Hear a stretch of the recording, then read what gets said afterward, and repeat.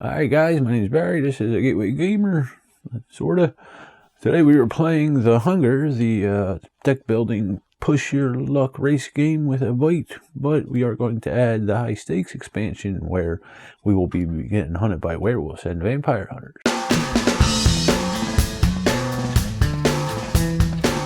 To set up The Hunger with the high stakes expansion, we are going to place the board out within easy reach of everybody, paying attention to what side of the board we are using. Okay, in this case we are using the B side, which is the normal side. If you want to ease your game, flip it over and use the A side, then follow the rules for the A side. We will give each player their player pieces, which include their player mat, their score token, their identification token.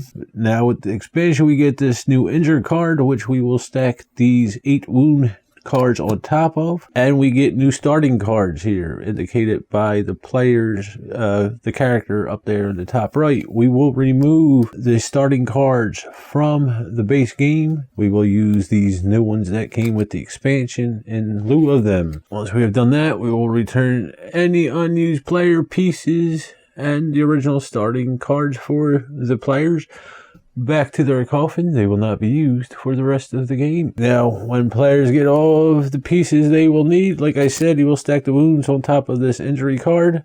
Then you will take your 6 starting cards and you will give those a shuffle, and you will place that next to your player mat as your draw deck. Then you will draw 3 of these cards and you will add up the speed here in the top left. Okay, each player will do that. Whoever has the most will place their identification token down first on the space here in front of the castle. Then the next lowest player with speed will place their token on top, and it'll continue that way until whoever has the least speed will be on top. If there is ever a tie, whoever the oldest player is goes first. So here, green player has 6 plus 3 is 9. The purple player here has 6 plus 2 is 8. Purple player has the least, she will go on top. Green player has the most, they will go on the bottom. Each player wants to take their score marker, put it on the 0 spot here on the scoreboard.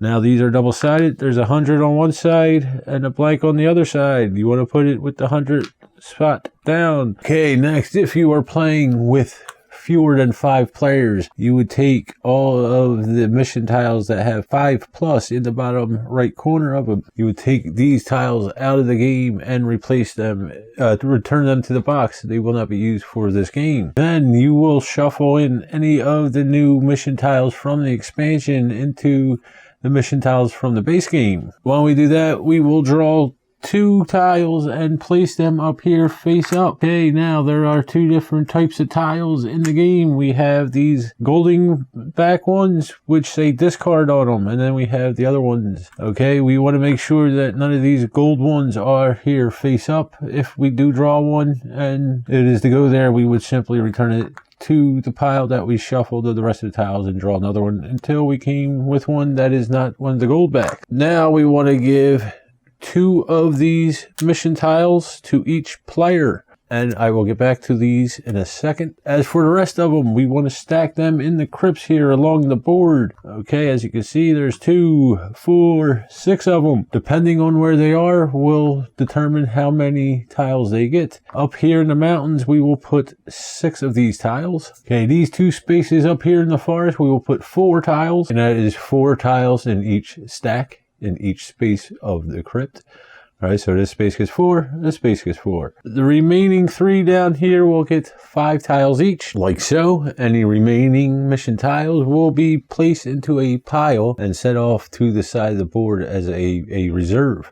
Okay, these will not be placed back in the box like the base game. We're going to go back to the players there. Each player will select one of these 2 mission tokens that they had received during the setup. Okay, they will place that in their player area face down so other players cannot see it. These will be what is called exiled.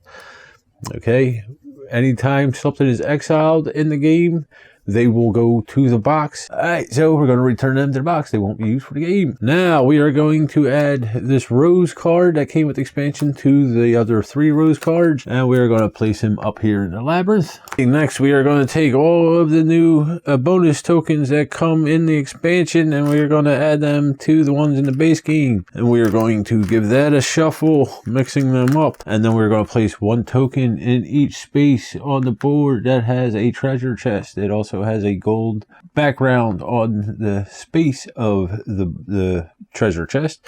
Alright, we're going to place 1 face down on the closed treasure chest, and on the open treasure chest, we're going to place 1 face up. It should look like this. Any remainders you will place off to the side of the board in the reserve, just like the mission tokens. While we're on the subject of tokens, we get these damage tokens in the game, in the expansion. They look like little hearts. We're going to put them in a pile off to the side of the board. Okay, now we got these castle tokens here. As you can see, we got them going in multiples of 2 from 2 to 10, and then we got this single one here. Depending on the number of players will determine how many of these you place. Okay, if we were playing with 6 players, you would stack all of them on top of each other, going from lowest to highest. So it would be the first one, and then 2, 4, 6, 8, 10, etc. And you would place them all on the castle here. If you were playing with 5 players, you would use all but the single token. For 4 players,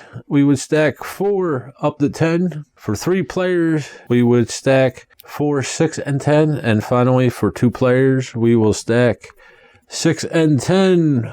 Okay, 6 on the bottom, 10 on the top, placing that at the castle. The rest of these will be discarded to the box. They will not be used for the game. Alright, now we are going to build the hunt track. We're going to place the baseboard for the hunt track out where everybody can see it. And then we are going to add to this a number of these boards with rows on them, depending on the player count. Okay, like I said, there are rows on each board. The single board only has 1 row. These double boards have 2 rows. We are going to add 1 row plus the number of players. So in a 2-player game, which we are playing, we're only going to add this single row tile down, or board down. Okay, because we have 2 players plus an additional row. Alright, if we were playing 3 players, we would add just one of these double boards, these double row boards down. Okay, and then from every other player, we would do a combination of each, making sure that we have 1 more row than we do players. Now, the game comes with these spawn cards. There are 2 of them in yellow, green, and blue, and then there are 3 red ones. To set up the game, we will take 1 card of each color for each row that we have on the hunt board. So we have a 2-player here. There's a special role for that. I'll get to that in a second. But if we had a 3-player game, there would be 4 rows. We would have 1 of each color. We would shuffle these together and then flip them out, aligning them up with each row. If you have more, you would simply add the remaining 4 cards, give them a shuffle, and then flip them over until you fill up this track. Some of them have 1 of 1 color, some of them have 2 of 1 color. Just depends on the draw. And like I said, you could add the red ones, 2 more red ones to this to make it more difficult, or you could add more green ones to it, remove the red ones. It's up to you. Alright, now, in a 2-player game, we must remove the green ones, leaving us with 1 yellow, 1 blue, and 1 red. We will return any of these that we do not use to the box. They will not be used for the game. We're going to give these a little shuffle. Alright, and then we're going to flip them over 1 at a time, placing them to the right of the hunt track here. Now, the spawning areas here are for these strike cards. We're going to give these a shuffle, and then we are just going to set them off to the side. Next, we're going to shuffle the new hunt cards into the old hunt cards. Okay, making 1 big stack. Once we do that, we will take 1 card and flip it face up in the number 3 slot. Then we will do the same thing in the number 2 slot because of the expansion. Number 2 columns, I should say, not slots. We're going to take 3 of these cards, placing them in this space here for the tavern. We're going to take the remaining cards and put them off to the side of the board where at least one person can reach them. Next, we're going to take the event cards here, the round event cards here, which include this double-sided 15 round card. We are going to place that down. Then we're going to take the round event deck. We're going to give those a shuffle. We're going to draw 13 of those cards, and we're going to place them on top of that 15th round card. We're going to return any unused ones to the box. They will not be used for the game. Next, we're going to take this event deck, which has the sun on the back of it. This is an overall game event deck. We're going to give that a shuffle, and then we're going to draw one single card, and they say to place it on top of the deck face up. I am actually going to place it in a separate pile, a location, leaving space for a discard pile for this. We're going to return any unused ones to the box that won't be used for the game. We're going to place the round marker up here on the round track on top of the hunt board in the one space. Now all the components are out on the board. Whoever had the least speed during the initial setup there, whoever is on top, they had the least speed, they will go first. They are the first player. All right, and you are now set up for the Hunger with the High Stakes expansion. All right, guys, let's learn to play High Stakes. That's what I'm calling it. High Stakes. The Hunger with the High Stakes expansion. It's going to be called High Stakes from here on out. All right. First thing we're going to do is, from the second round on, we are going to draw one of these round event cards with the half moon on the back of it, and we will flip that over, and the first thing we'll do is look at the symbol down here. Okay, this corresponds to one of the spawning areas that we had placed during setup. We will then draw one of these threat cards and place that threat in the matching spawn area of the event card. Okay, now there are two different types of these threats. There is the Vampire Hunter, which is indicated by this crossbow. If you pull him out, you just simply place him in the corresponding spawning area. Okay, however, if you pull the werewolves out, which is indicated by this wolf symbol down here on the bottom right, then if there is a human in the one column of the board, you will take that human and place it underneath the werewolf. The werewolf has digested that human. On another turn, say you pulled out an event card and it has a symbol for a spawn area that already has a threat on it, you would simply ignore it. Likewise, if you had a symbol with a color that is not in the game, you would ignore it. And if you draw an event card with this symbol down here, the 0 with the tan background on the bottom, you just simply ignore it. You ignore placing a threat. You don't ignore the card, just placing the threat. Once you've done that, you will come up here and do whatever the effect of the card is, and this will affect all players, and that is from the second round on.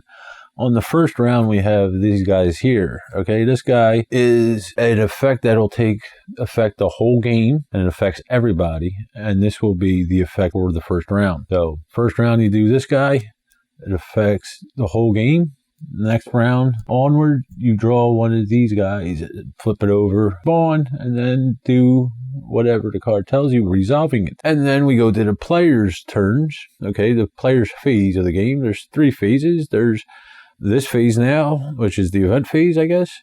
And then we have the player phase, which they will do their actions and buy and whatever. And then we have the cleanup phase. We move on to the player's turn. We will have to determine who the first player is.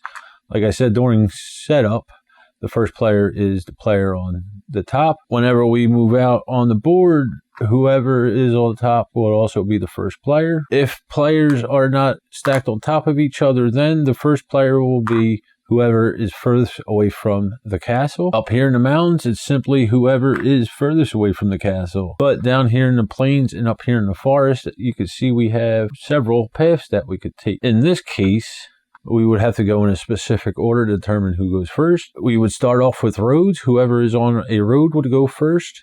If there were multiple people on the road, whoever is furthest away from the castle on the road, or any path, in this case, if there were 2 players on the same path, whoever is furthest away from the castle would go first, and then whoever behind them would go. Now, if we had a situation like this, where we had one player on a road, another player on the railroad down here, then whoever is on the road would go first, then whoever is on the railroad would go And then if there was somebody down here on the shipping lane, they would go. No matter where the person on the road is positioned, they could be ahead or behind of these other two paths. The road will always go first, okay? And then it will be the same thing with the railroad. No matter where a player is on the railroad, even if another player down here on the shipping lane is further away from the castle than they are, the railroad would go first.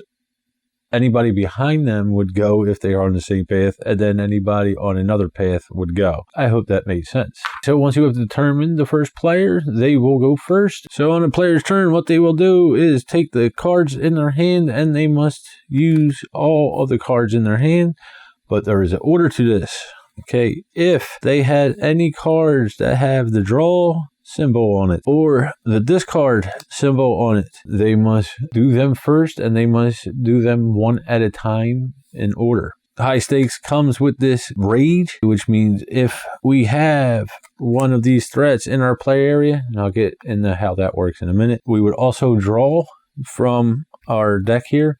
So we would have to do this before we play any other cards. To draw, we would simply take one card from our draw deck, place it in our hand, and we can use it. When it says discard, so you would discard a card from your hand or play area, put it in your discard pile here near your player board, and then draw one from the top of the deck.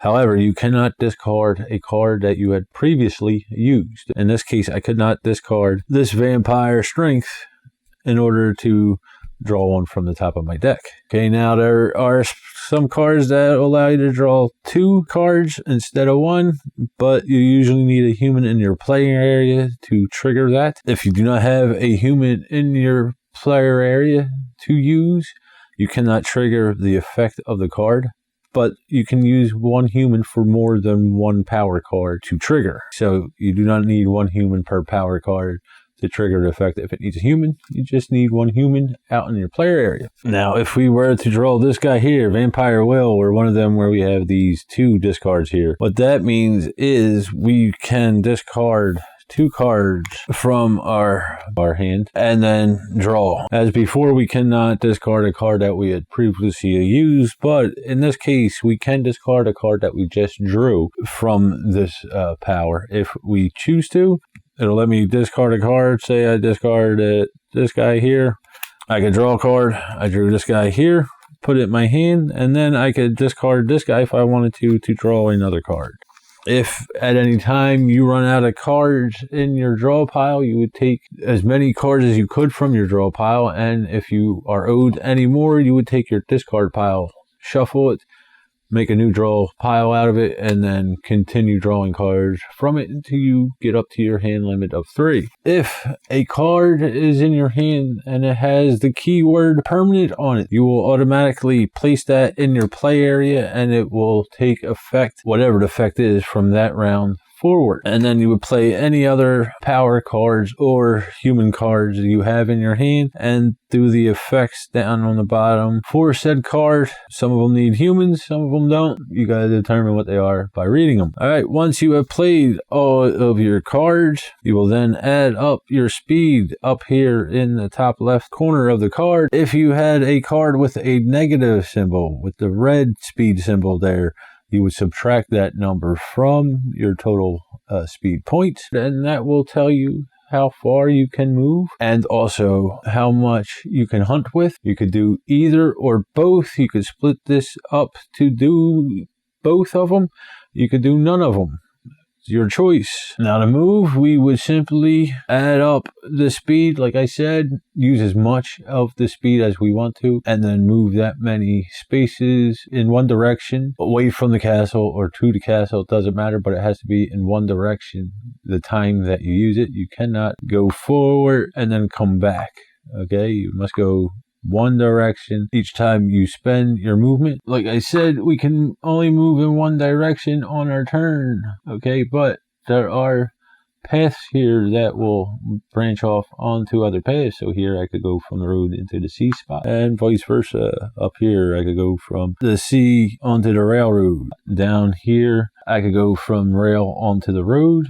The rail and the road join up here. We'll say I'm going to use 6 of the 7 speed I have here. I would take my token and go 1, 2, 3, 4, 5, 6 spaces away from the castle. A new rule to the game is, in the original game, if you landed on top of a player, you had the opportunity to do nothing, or you could push that player either forward or backwards. It was your choice. A new thing in the game is, if you have a card with its attack value, you can attack another vampire if you land on top of them. To do this, you would look at the number in the symbol center there. These can also be used to hunt with and to take care of our threats here, but I'll get back to that in a second. And for every number that is there, the player that you are attacking will have to draw 1 card from their deck and place it in their discard pile. And if it is a human, they will have to lose 2 points for every human they draw. Then they have an opportunity to push the other player either forward or backwards like normal, or do nothing. Okay, so if I land on a gray space here like these, nothing happens. But if I land on a space with a symbol on it, certain things will happen depending on the symbol. Okay, if we look up here, we have wells. They have the blue background on the spot that they are on. We have one at the castle, which is important, and then we have them throughout the board here.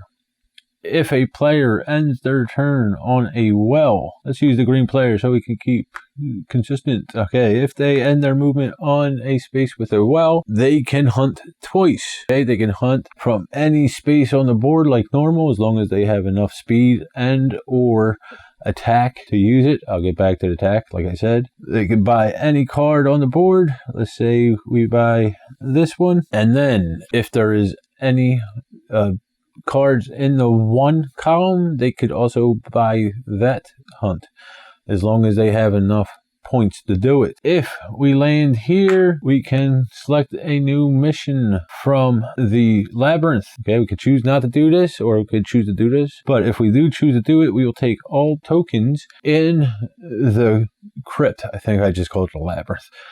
All the tokens in the crypt. Then we will decide which one we want to use. Like I said, the gold ones are a one and done deal. You would discard it, do the effect of it, and then these would get discarded to the box. They would not go back to the supply. These other ones are endgame effects, basically. Now, when you do this, you can choose to place any missions you had in your player area.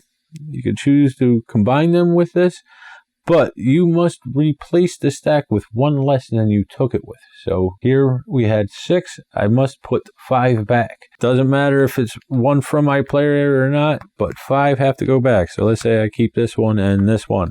So I got 1, 2, 3, 4, 5. These would go back into the crypt.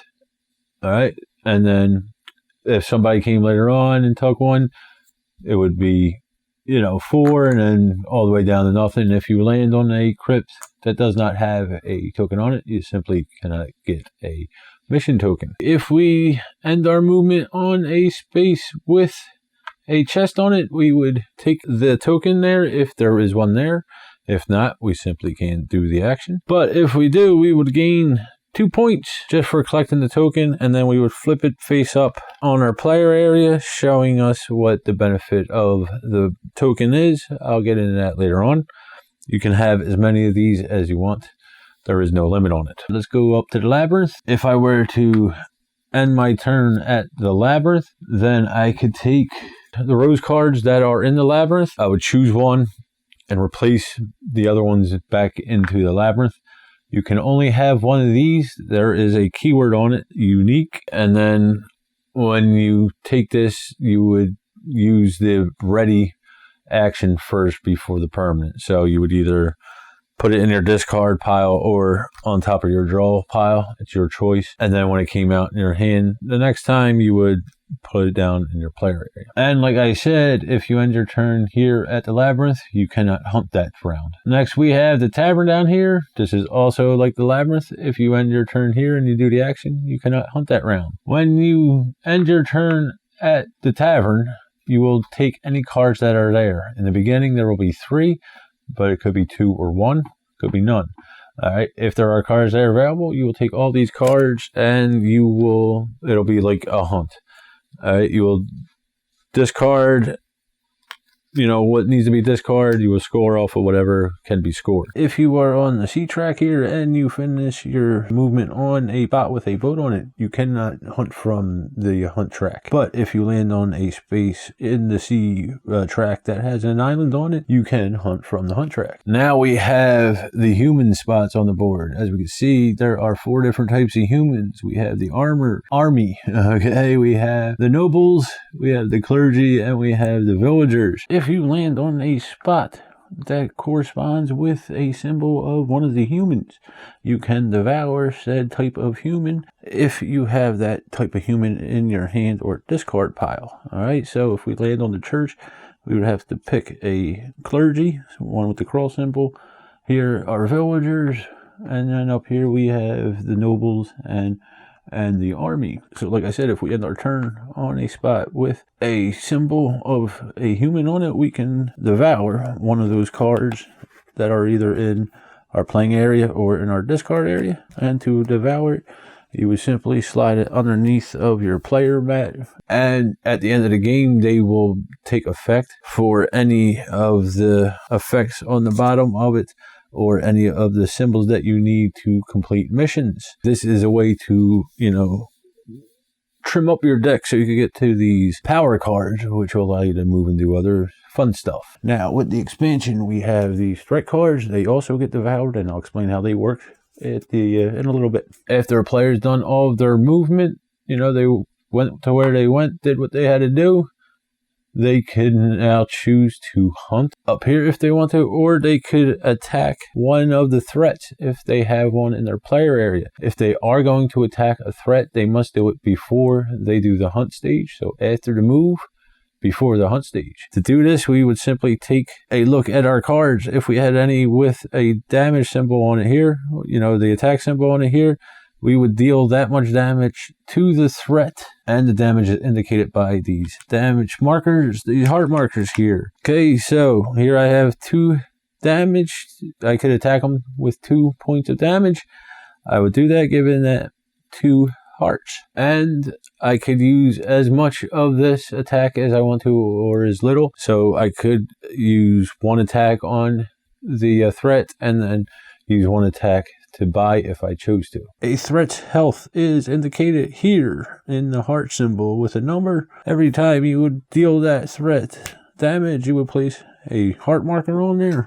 And when you get to enough damage done to equal the health of the threat, you will devour that threat. And depending on what the threat is, you will do what the benefit of the threat is. Normally, when you hunt a human, you would gain points for it, indicated up here in the top right. If they are under one of the werewolves, you do not gain points that are printed on the card for the human. Instead, you would gain the base points, and that'll tell you on the top right of the card in the blood drop symbol, plus 1 point for each human that the werewolf had devoured while it was up here on the hunt track. And then you would give yourself points, but you will not gain the regional bonus for the human for hunting in the plains or the forest. Now, if you were to defeat one of the vampire hunters, they have different bonuses you can get. Some of them are chests, some of them are missions here. Regardless of which one it is, you would take 2 of whatever symbol is on there. In this case, it is the bonus tokens. You would choose 1, and then you would take the other one and return it to the box. It would not go back to the supply. Now, anytime you were to collect a bonus tile from defeating one of the vampire hunters, you do not get the 2 points for the chest. You just get the benefit on front of it. Same thing with the mission tokens. You would take 2 from the reserve. If that were the bonus symbol you would get for completing it, you would select 1, place it in your play area, and discard the other one from the game. Now, like I said, if you do not have a threat out in your player area, you can save your attack points for buying during the hunt, which we're going to get into now. After a player has moved and attacked a threat, if they have one to attack, they will now be able to hunt. To hunt, all we will do is take any remaining speed and or attack that we have left, and we can apply that to a hunt. If we look up top here, we have symbols with the amount of speed or attack we need to be able to buy from that column. So here we have 3, 2, and 1. We need at least 3 to buy from this column, 2 to buy from this column, 1 from this column. In most cases, you will take all of the cards in one of the positions in the row and column that you are buying from. Okay, so if I were to say I had 3 points between the attack and the speed, I could buy from this 3 column. Say I would buy this one here.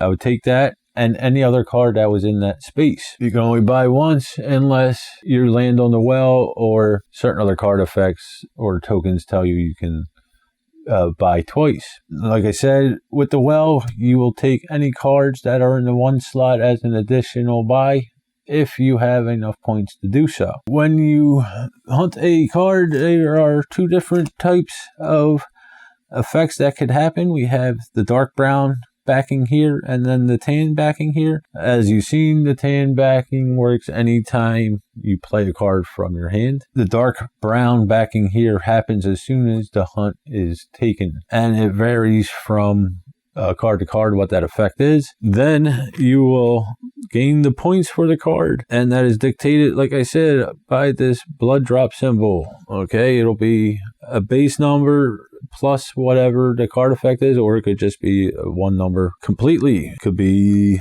like this guy's here, just 2. This one's a 1 plus. All right, you would give yourself that many points plus any bonuses giving from location. If we look over here, it'll tell us that if we hunt in the plains, we will gain an additional point for each human that we hunt. If we hunt up here in the forest, we will gain 2 points for each human that we hunt. Then once you gave yourself the points for the hunt, you will place that card in your discard pile. If the card says ready on it, as the case with Nanush here, you would then choose to either place it on top of the discard pile like normal, or you could place it face down on top of your draw pile. Choice is yours.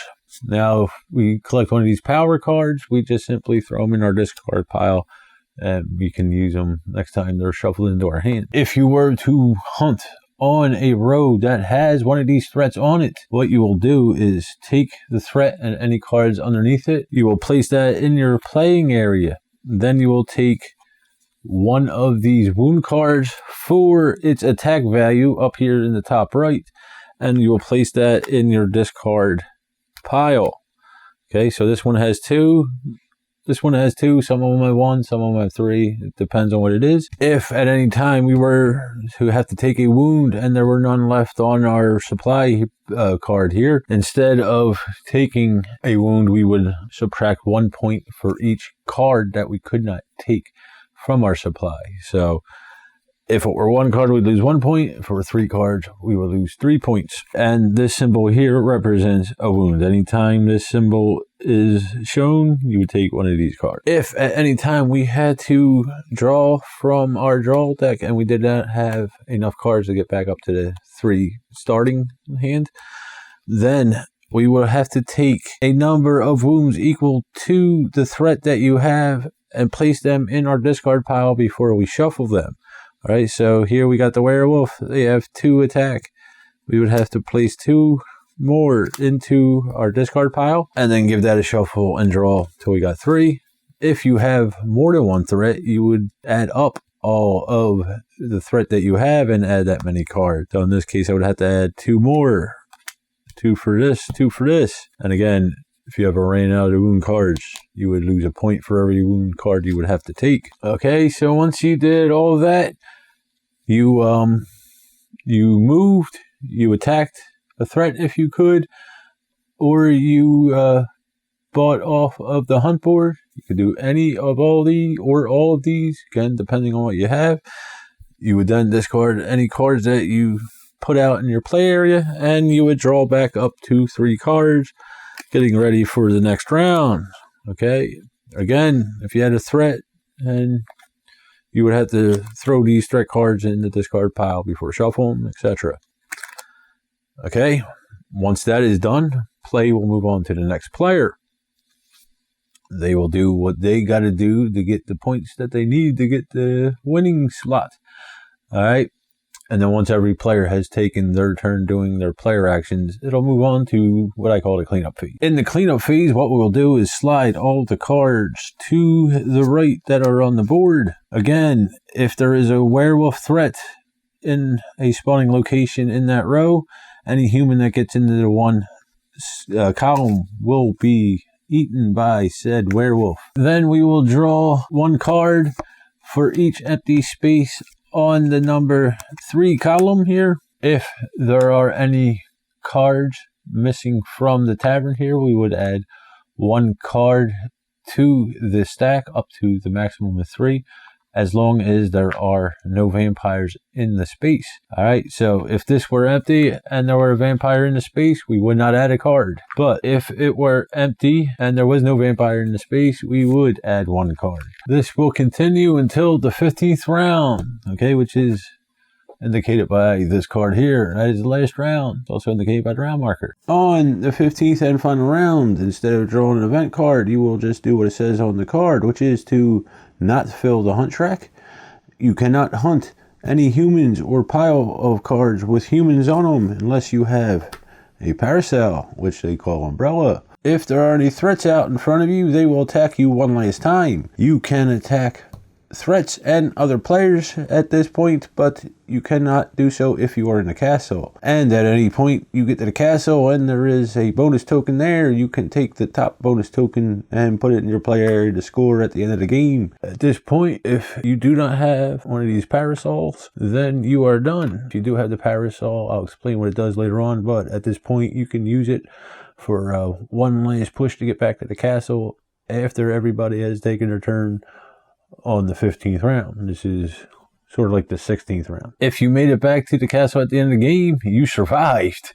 If you made it back to the crypt by the end of the game, you would survive, and then you could add up your points. If you did not make it to the graveyard by the end of the 15th round, you fry and lose. The sun comes out, you turn to dust. You are no longer in the game. Everybody else will add up their points. To see how many points you get, you will add all the points that you were able to fulfill for the open mission tokens here. You will add any points you get for any of the secret missions you have. If you have any of the castle tokens, you will add that to the score along with your score on the track here on the bottom. If any of our cards had an endgame effect, we would add that to the score, and then we subtract 2 points for every wound that we had taken throughout the game and we did not heal. Also, we would subtract 5 points if we landed on one of the spaces in the cemetery. Whoever has the most points would win the game. There is a tie. Whoever got to the castle first would win the game. And if there is still a tie, the game wins the game. All right. Don't remember if I said it, but anytime you lap the scoreboard, you switch your marker over to the 100, indicating that you have more than 100 points. Let's get into what some of the tokens and cards do. The bonus tokens here, either in the base game, we got one token for each of the different types of villagers, and then we have one token that is a wild card for any of the 4 types of humans. I think I just call them villagers. They're humans, okay? When you collect these like normal, you gain 2 points right away. And then you can use these during end scoring or any time during the game when you need that symbol, okay? You simply put it in your play area face up for everybody to use, to see. And then when you use them, you flip them face down. This guy here will allow you to do an extra hunt. These guys here will either let you draw an additional card or discard and then draw a card. This guy here, you're just asked out. You don't do nothing. It's a blank. This guy here will let you draw a stack of tiles from any of the crypts on the board as though you were on that spot. And then you would do the normal thing. You would take 1 and then replace pile with 1 less than what you took it from. Okay, this could be any combination of what's on your player board and in the crypt stack. You just have to replace what you took with 1 less. This guy here will give you additional 2 points, so you would get 4 points instead of just 2 for this side and then 2 for the back side. These 2 guys here will give you more speed. This will give you 1 speed. This will give you 2 speed. You have the Paracel. What the Paracel allow you to do is take 1 extra turn after the 15th round. You can hunt, but you cannot hunt humans. You can only hunt the vampire power cards here. And when you do play this hand for this Paracel round, so to speak, you can only play the speed. It's a last ditch effort to try and get back to the castle. Okay, then we got the new ones. These are just like the speed, except they work with the attack. You get either 1 or 2 attacks when you use these. The final one here is to heal. Okay, when you use this, you can heal any wounds that are in your player area and then discard the card, or the tile rather. All right, now the mission cards are pretty self-explanatory. You gain them for every, human that is a clergy, or you gain 1 point for every power card that you have. Every familiar have, you gain a point, stuff like that. Some of them you will have to have different symbols to get points on. Okay, this guy here, as we can see, our humans have symbols on them. We get 2 points. If we have hunted humans with this, or this guy here, we would discard it, and then we gain 3 attack. I think I mentioned that before. And then we have something like this, where we would either discard to gain 2 points for each wound we have in our hand, have healed this turn, or something like this where we gain 1 point for each wound we have at the end of the game. All right, now we have the cards. Like I said, depending on what color the bottom is, we will do that action. This one is we could just use speed and attack interchangeably. We could use speed as attack or attack at speed if we choose to. Some of them have keywords. As I mentioned earlier, we have the ones with the word radiant and permanent.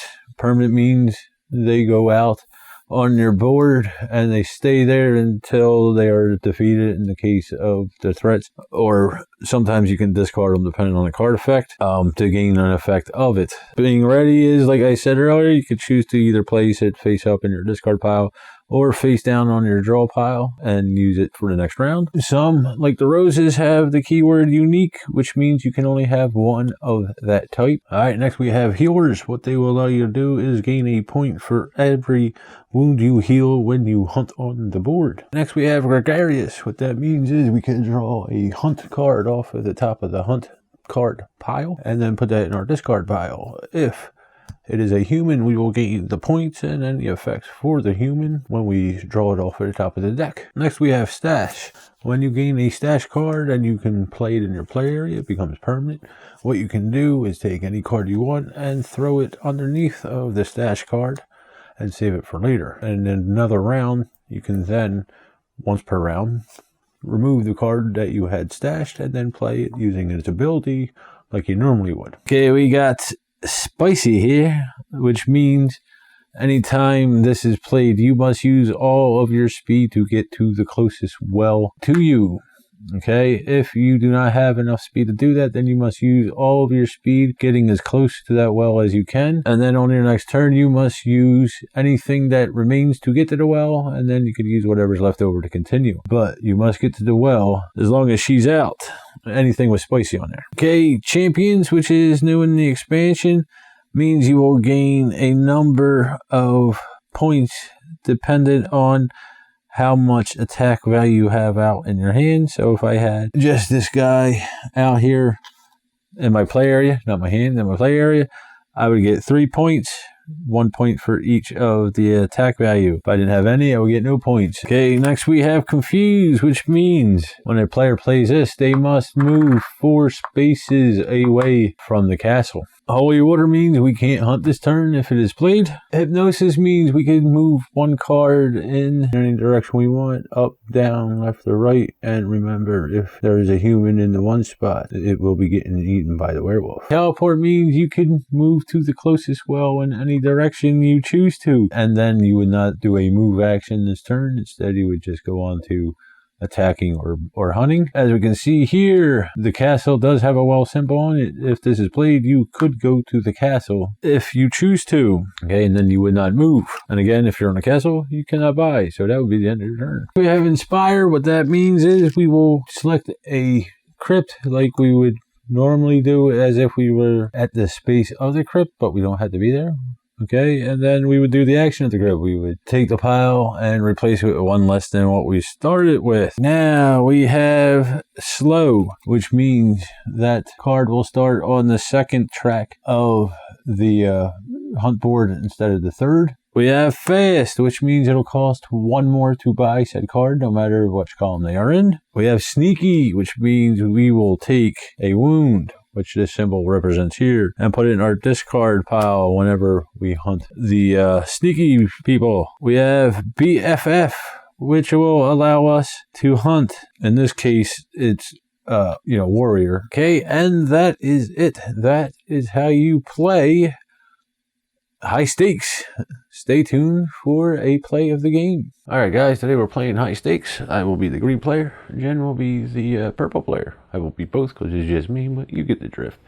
Let's see what the open missions are. Alright, so now these take effect for everybody. Whoever can fulfill the mission can benefit from the rewards of the mission. We have gain 5 points if you hunted fewer humans than each other vampire.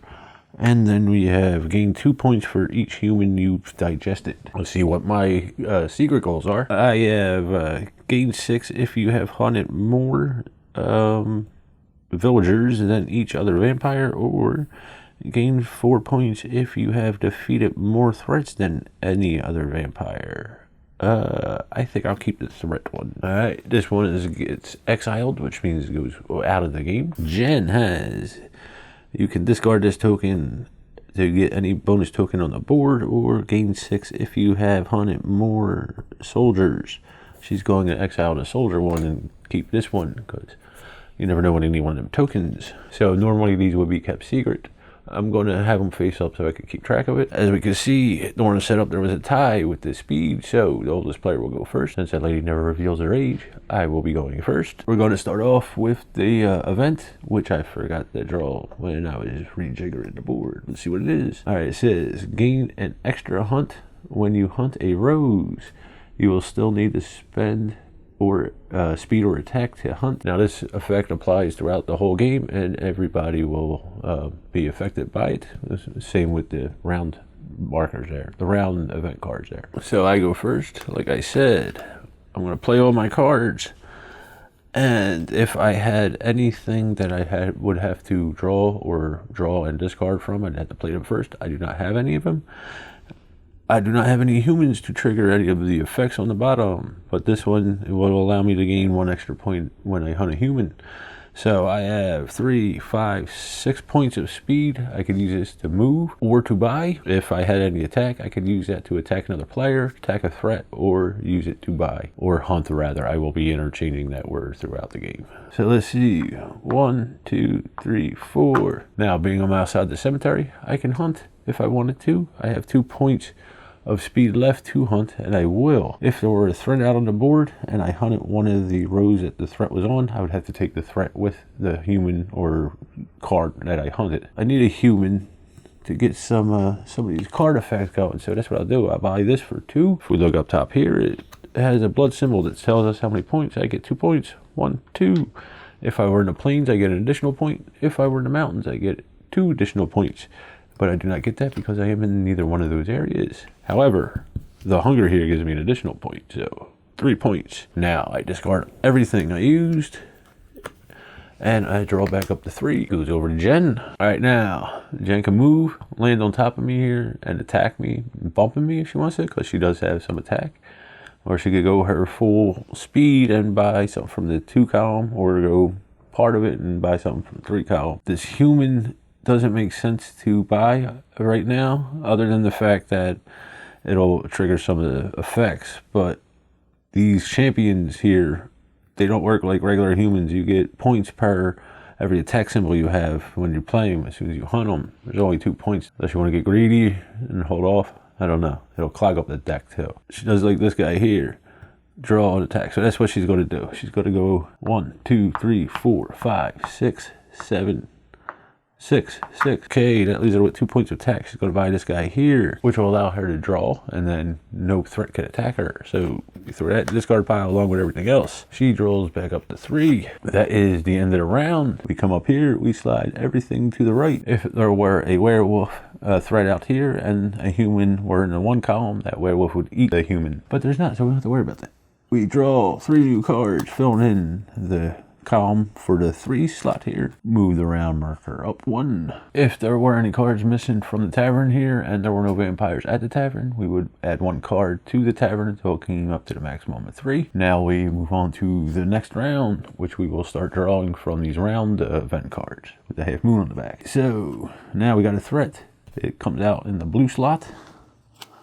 And what do we got here? We got a werewolf, Lind. All right, now, like I said, the werewolves will eat any human in the 1 slot when they come out. They will also eat any human in the 1 slot at the end of the round. When you defeat them, you will get the points plus any humans that they have devoured.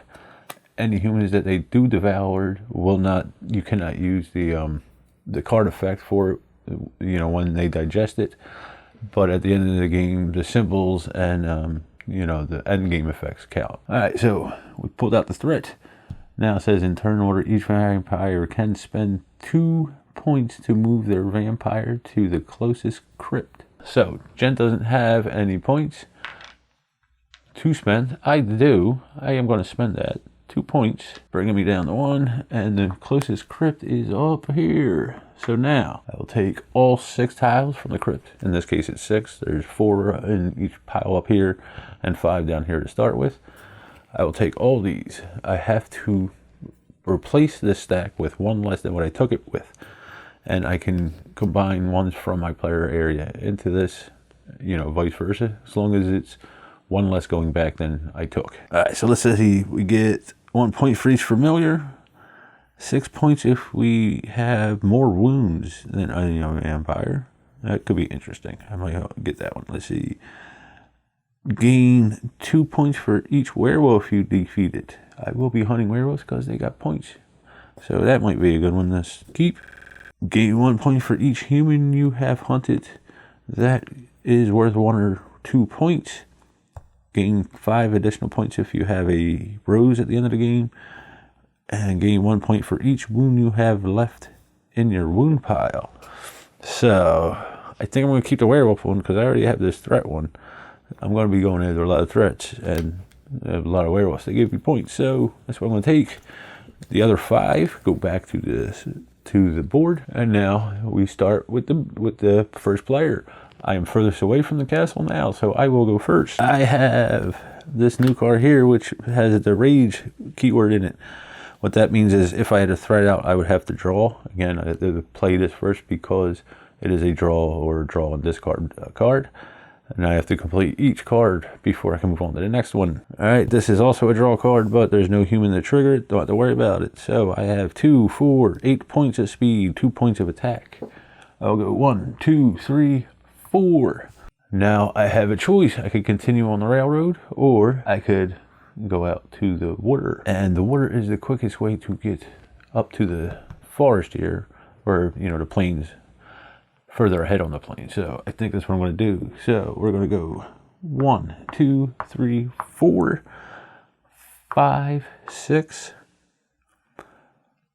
7. Now I have another choice to make here. If I end my movement here, I do not hunt here. I would just simply take the 3 cards from the tavern and get what I get. But if I end my turn here, I can't hunt at all. So I have a choice. I either have to finish here or here. I am going to go to the tavern. I will take all 3 cards. I will, you know, just the rest of the points I had left over for speed or the hunt in this case are null and void now, because this is actually a hunt. If I had a threat out, I would attack it before this all took, you know, after I took this these cards, but I wouldn't be able to hunt after I attacked the threat. So let's see what I get. We get the chimp. I like the chimp. The chimp will let you hide stash cards that you could pull out later and use their card effect. I like the chimp. So we get this one, and we get 5 points for a human, but we are out in the plains, so we actually get 6 points, bringing us up to 7. Now the chimp is one of these ready permanent things, which means if you have ready, you choose to put either up top on your discard pile, or you could flip it over and put it on top of your draw pile. I will put it on top of my draw pile because I want to get him out. Permanent means once he is played, they stay out permanently until unless something may have you discard it, a game effect. That is something new in the expansion, I believe. All right, so I'd have to draw back up. I only have one card left, which I will draw, and then I got to shuffle for the other 2. Now, I should be flipping these over, and I will because I might lose track. Sorry I didn't do it before. All right, so Jen's up. Over to Jen. Let's see. She doesn't have any threats. She doesn't have any humans to trigger any of this, so she gets 8 points of speed and an additional point if she hunts. So let's see. 1, 2, 3, 4, 5, 6, which will leave her 2. She does want some humans.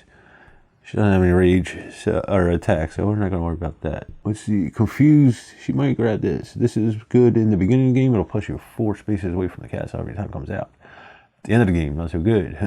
So she might get that and digest them. This one's -1 speed, but it is 3 points. And then let's see what he does. When you hunt Peter, you can digest 1 card from your playing area. No humans out, no sense in getting him. So she will continue for 1 more and then use only 2 points. She would like a human, but she could get Bigsby here, which will Bagley here, which will give her missions and then points every time she gets a mission.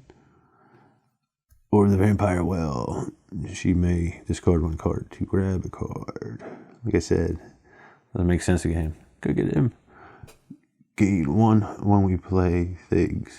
Discard to gain 2 attack. Alright, so she's going to stop at the well. Now she got to hunt twice, but one of them has to be in the 1 column. We got this and this. She doesn't have enough points to hunt anywhere but the 1 space, so she'll grab, you know what?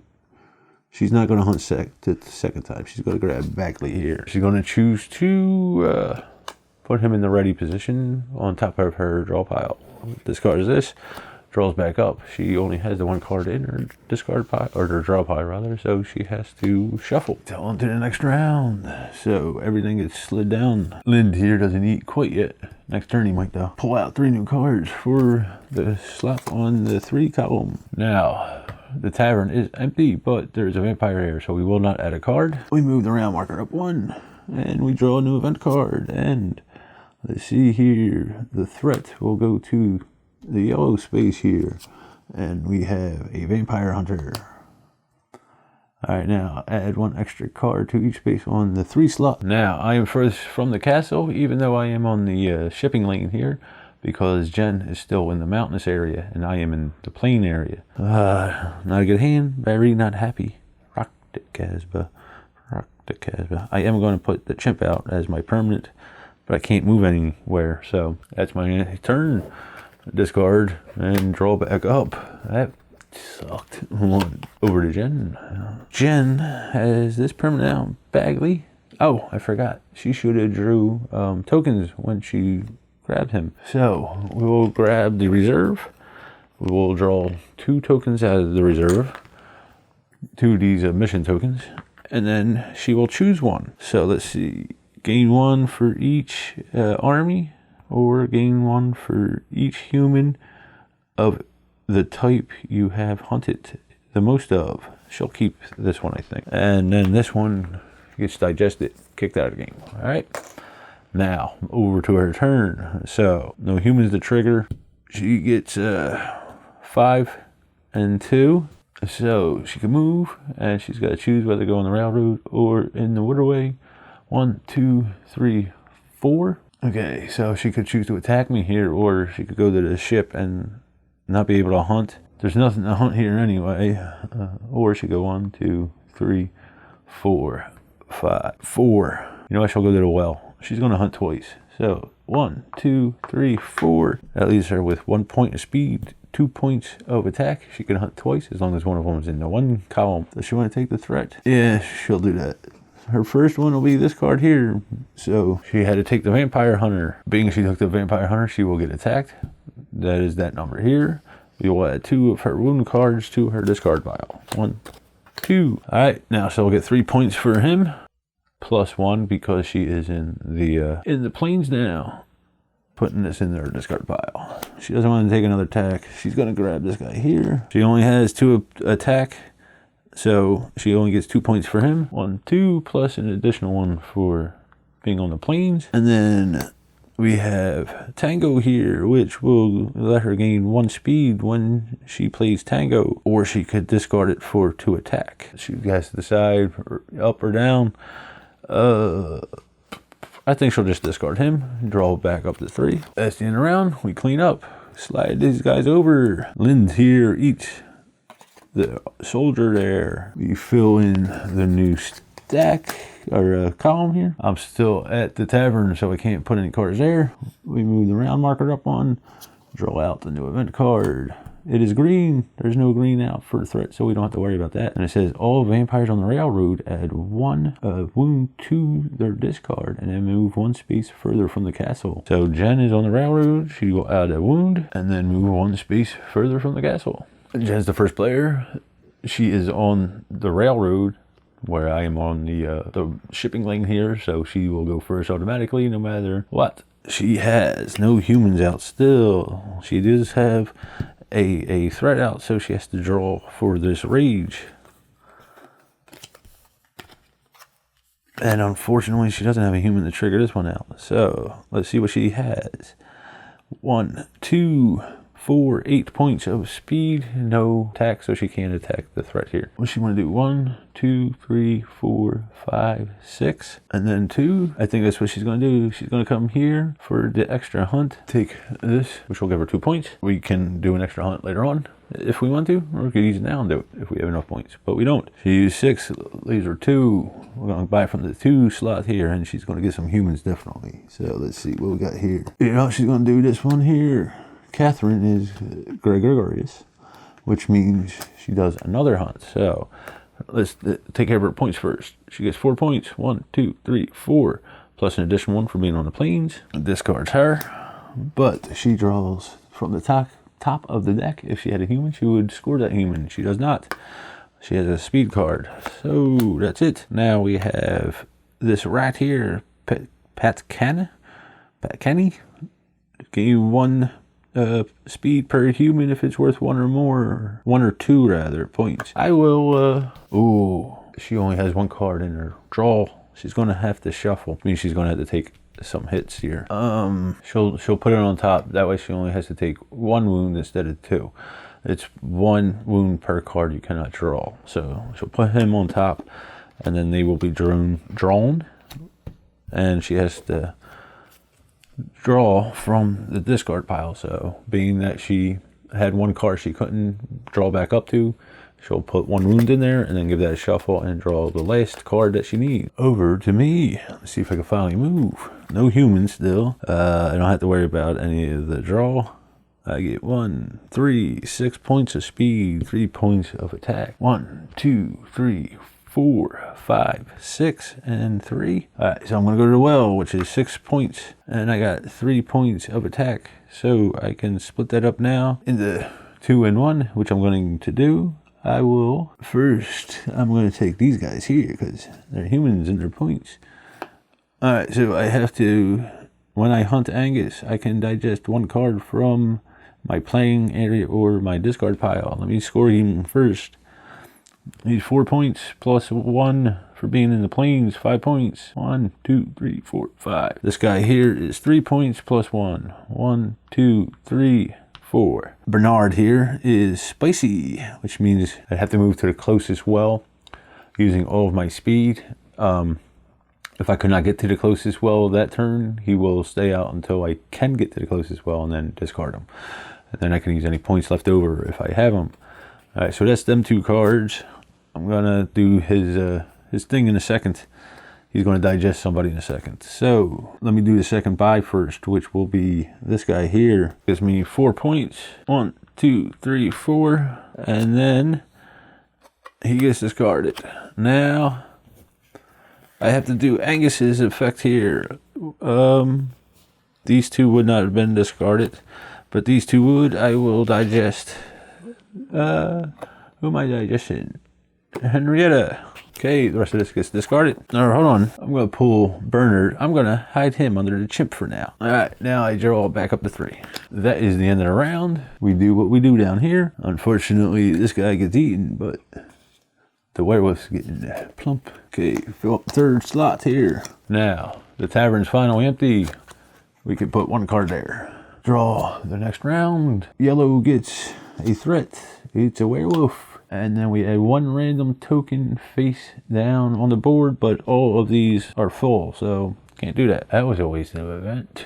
Jen's first. She is on the railroad, while I am on the shipping lane, so the railroad would always go first. Road, railroad, then shipping. So let's see what she's going to do. She finally got a human out to trigger some stuff. So we get the rat here. We're going to put him over here. He just gains this speed, which we can do right now because she is worth 4. So she will get 2 more points of, or 1 more point of speed. And we will gain 1 point additionally when we hunt. So she has 3 points of speed. 1, 2, 3. No, 2. Does she want to take this werewolf yet? No. She'll go 1. All right. She's going to go 1, which will leave her with 2 points of speed. But she has a token now. These guys only give you points. So she gets 4 points. 1, 2, 3, 4. Placing it face down. Now she's going to hunt. She has 2 points left over. She wants humans or cards? Humans or points? There's 2 points. She doesn't want this werewolf. It's not worth anything yet. This one she might. She get 2 power. You know what? But she's got a threat out. She doesn't want to stack them too early. Remember, if these run out, you lose 1 point per card you couldn't take. And then at the end of the game, you lose 2 points per card you have in your player area, discard pile, or your draw deck. So we're not going to do that. 2. This is the only human she could get. Discard him, get 3 points. 4 points because of the hunger. So 1, 2, 3. 2 for that. 1 for this. And then 1 for hunting in the plains. 4. We discard that. Flip her over. Draw back up. Goes over to me. And let's see what I'm going to do. I have no humans yet. Where will 5 get me? 1, 2, 3, 4, 5. 5 will get me to the well. 1, 2, 3. These are just points of speed. You know what? I'm going to grab that. 1, 2. No, wait. 2. That'll leave me 3, 5 points to hunt with. Yeah, that's what I'm going to do. I'm going to go to the well. 1, 2, 3, 5. I'm going to go to the well, which will allow me to hunt twice. 2 points left. So I can't do 1 and 1.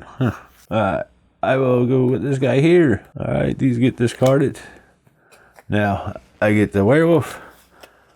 We don't score points for him yet. We wait till after we defeated him. Discard everything else. Draw back up. Before I do that, I forgot to add wounds. We get 3 wounds for taking them. I got to shuffle, so I get another 3 wounds. That may not have been such a good idea. Perhaps I was wrong. I'm going to subtract 1. I drew a card. It should have not been 3 wounds. It should have been 2 wounds. We slide these guys over. Wentworth here gets eaten. Bring out 3 new cards. Tavern gets a card because no vampire there. We move the round marker. Let me double check that. 1, 2, 3, 4. And 1 is 5. I should be up 1. And then we draw a new threat. Purple or red. And we get a vampire hunter. Alright, and it says all vampires in the forest, which I am. Draw 1 card. Add 2 wounds to their discard pile. 1, 2. That sucked. Alright, I am first, and I'm going to be drawing a lot. I got a lot of wounds here. So, play that one for this, which will give me another wound. So I draw again. Alright. Play this one for another draw. This one for a draw. This one for a draw. This one for a draw. Now, this one has rage. It's another draw. Let me check all these. Alright. None of these have to draw. So I got 2 humans. There's no effects for them, but they do trigger these other cards. So I'll keep that out. The humans here. So this one will give me 1 attack for however humans I have. So I have 2. That's 2 attack, 4 attack.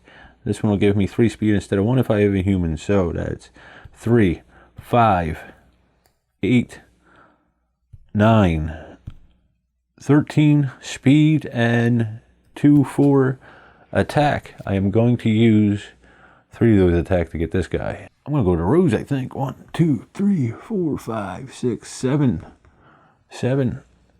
Oh, that seems like a waste. You know what this one I'm going to do? I'm going to go here. All right, so we're going to go 1, 2, 3, 4, 5, 6, 7, 8, 9, 10, 11, which will let me draw a new mission. All right, so I could discard 2 points for each wound I heal this turn. I'm going to do that one right now. That's a no-brainer because I'm going to be discarding a bunch of wounds. All right, so that goes back. 2 speed left. I have 4 attack. I'm going to use 3 of those attack to attack Mr. Werewolf here.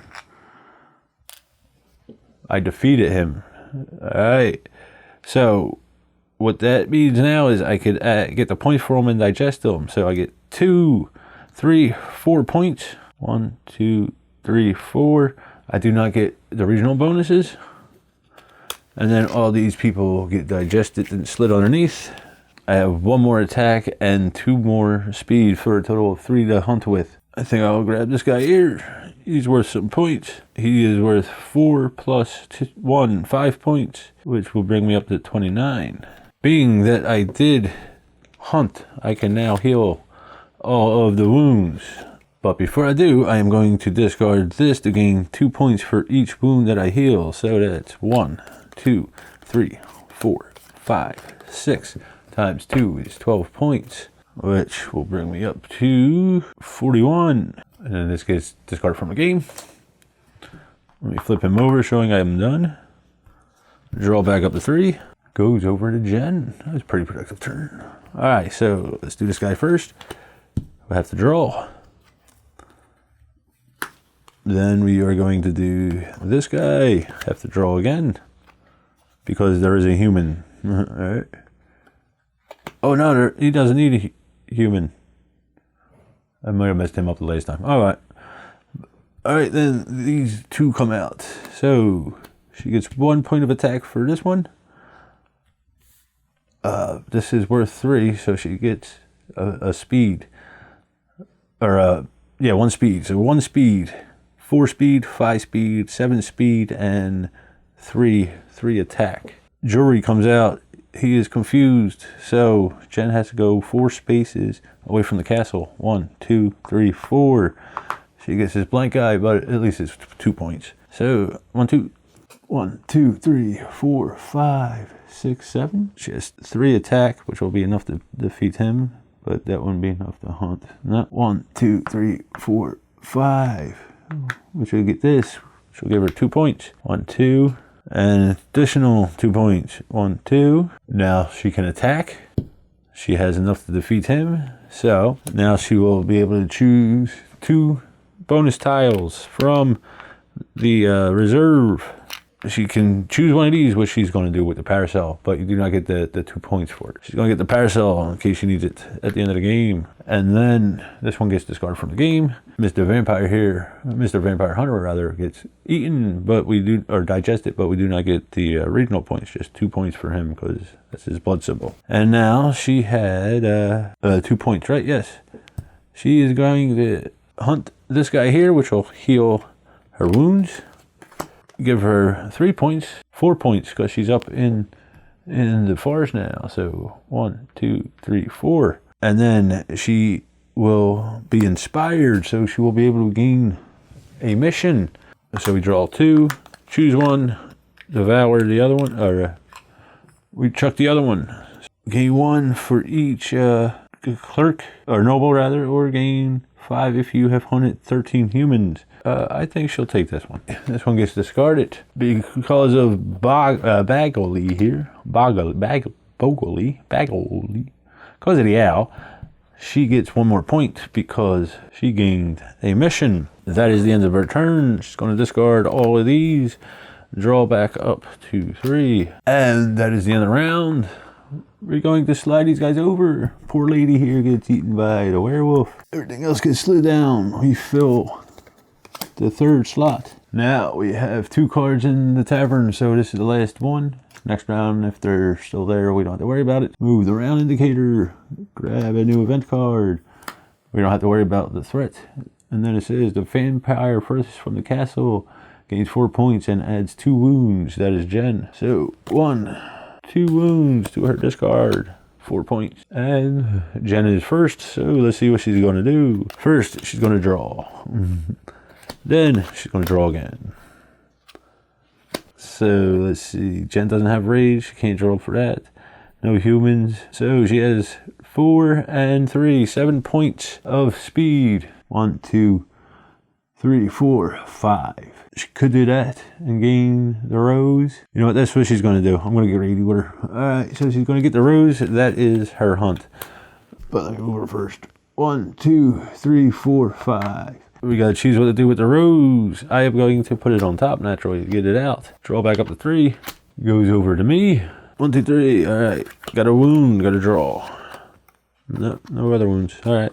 No humans. So 1, 2, 5. 5 speed. 1, 2. What will this get me? 2 and 1, because I can hunt both. 2 and 1. That's what I'm going to do. 1, 2. I'm going to hunt this one here, which means I have to take a threat here, a wound, giving me 2 wounds. But because I did hunt a human, I will heal. I move 2 points up. I'm in the forest here. 3 points because of the hunger. Now for my second hunt. Do I want Callow here? Let me see. You may discard Callow to gain 3 points. I'm going to take Callow here because you never know for the end of the game. All right. That's the end of the round. Ooh, I got to draw. I only have 2. So I have to take 1 wound for this guy here, shuffle it in, and then draw my last card. Oh, wait. I forgot all about this. Jen could take 1 extra hunt. You know, she'll just take this and grab the 3 points. 1, 2, 3. I don't remember what human I grabbed. I don't think she wanted one at the threat anyway. Back up to 3. That's the end of the round. We slide everything down. Move the round marker. Fill in the column. Let's see what the new event is. Goes out on yellow. So there's a werewolf there. We don't have to worry about it. It says, move all vampires 2 spaces away from the castle. Jen can't go any further. So I could grab some more missions here. Let's see what I'm going to get. Discard if you hunt in column 3 to hunt another card on the hunt track. I'm going to take that one. I'm going to check the other ones, but I think that's the one I want. Spicy. I got 1 spicy, I think. Was that me or her? I don't remember. Yeah, I hit him on here. Familiars. 10 points if you have the lowest score. Oh, this is a tough one. We'll put this one back. We'll take this one. Then we'll return these 4. Jen is the first player. She has to draw 1. Okay, now Tango came out. She's going to put him in the position. He allows her to gain 1 speed when she plays Tango, so she gets an additional speed. So 3, 4, 5. 5 speed for Jen and 1 attack. 1, 2, 3, 4. She'll go here. 5. She'll use all of her speed. Oh, no. You know what? She'll go here for 3. She's going to grab this lady here. And then she'll hunt. So she's going to buy her. 1, 2, 3, 4. 4 points. 5 points. She's in the forest. The rose comes out permanently, which I should have done. And now I get an attack every round. Alright. Over to me. Alright, so I got a human out. Doesn't matter though. I lose 1 speed, so I got 2 speed. 5 attack is enough to kill him too. So let's go 1, 2. Where do I want to go 1? I'll go 1. I'll get a card. And then, like I said, I have 5 attack. It's enough to kill him, which will give me 4 points. 1, 2, 3, 4. I digest him, and I choose between 2 of these. Do I want 2 points or a draw? I'll take the points. 2 points. This one goes here. This one gets digested from the game. And again, I don't get the additional 2 points because of it being from the werewolf. Actually, this one should be discarded. So now I get to hunt. I'm going to take this so I can avoid oh no, you know what? Maybe I'll take the werewolf. Yeah, I'll got to take he's only got 1 card though. 2? He's got 2 humans. 3, that's 5 points. Yeah, that's what I'm going to do. I'm going to take said werewolf. Alright, so this one is ready permanent. I'll put him in the discard. But I do take the werewolf, which will give me 2 strikes, 2 wounds, 1, 2. Okay, draw back up to 3, discard these guys. Alright, that's the end of the round. Slide these guys down, replace column 3, move the round marker up, bring out a new event card, and it's green, we don't have to worry. We add 1 to column 1. Jen's still all the way out there, she will go first. 3 points of speed, right? 4 points of speed because she has the rose, and 1 attack. 1, 2, 3, 4. 1 attack. Yeah, that's what she's going to do. She's going to 1, 2, 3, 4, landing on the well. She's only going to hunt 1 because she only has 1 more point to hunt with, but she's going to take the boat to get back. She's running out of time here. She went to permanent or the points. She'll take, ooh, there's that spicy there. 4 points. I don't think spicy's worth it.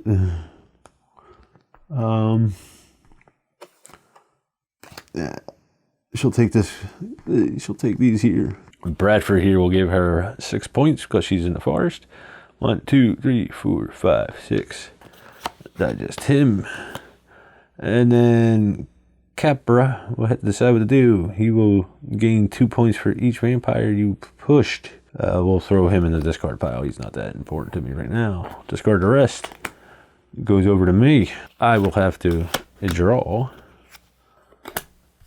Then draw again, and then this is what I got. All right, so I don't have any attack, unfortunately. I would like to attack said werewolf over here. It's not going to help me, but I have 5 points of speed. So 1, 2. I could do this. What do I got out here? No, I don't have any clergy. Okay, 1, 2, 3, 4. Yeah, that's what I'm gonna do. We go 1, 2, 3, 4, and then hunt this column here for 6 points. So 4 points for the ladies I just ate, but 2 additional points because I am in the plains. 1 for each human. Draw back up. Discard this. Since I did buy said human, I heal the wounds. As the end of the round, slide all these guys down. New cards in the 3rd column here. New round, which means we get a new threat in the red spot. No human there, right? Yep, just 1 card. Okay, add 1 card on each space of column 2. Jen's still way out in the boonies, so she will go first. She will draw 1. Okay, and then she has a human, which will give her 1 more rage. So that's 1 rage, 2 rage, and 4, 8 movement. She gets more. She gets 9 movement because of this guy here. So she's going to use the 1 to buy. 9 speed. 1, 2, 3, 4, 5, 6, 7, 8, 9. She's going to use all of her speed to go there. And then she's going to hunt here. Being that she did hunt, she will be able to heal. And then discard these. She didn't have any armor wounds, right? Nah. Yeah, no. Alright, so she gets 3 points. 6 points, and then 2 more. 8 points. 1, 2, 3, 4, 5, 6, 7, 8. It goes over to me. Get a draw.